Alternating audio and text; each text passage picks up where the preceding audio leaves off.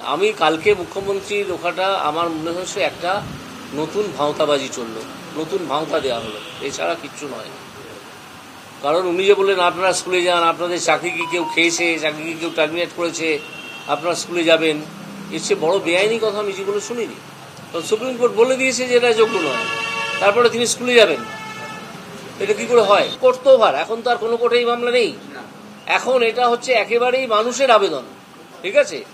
যারা যোগ্য প্রার্থী তাদের আবেদন, সেই আবেদনের ভিত্তিতে তিনি কেন করবেন না? স্কুল সার্ভিস কমিশন একটা সরকার বিপাকে পড়বে, আমাদের কিছু করার নেই।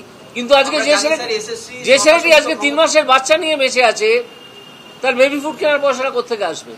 তৃণমূল দপ্তর থেকে, পার্থ চ্যাটার্জির পকেট থেকে, মমতা ব্যানার্জির আঁচল থেকে? কোথা থেকে আসবে?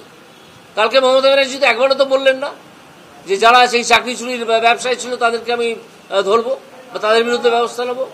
তার দলের লোকেরাই তো আছে, তা তো বলেননি। ব্রাত্য বসু, যাকে আমি একটু অন্য চোখে দেখি, মানুষটি ভালো হিসেবে দেখি, তিনি তো একটা ইন্টারভিউতে বলেছেন যে আমার দল অনেক আগে থেকে জানতো যে পার্থ চ্যাটার্জি এটা করছে।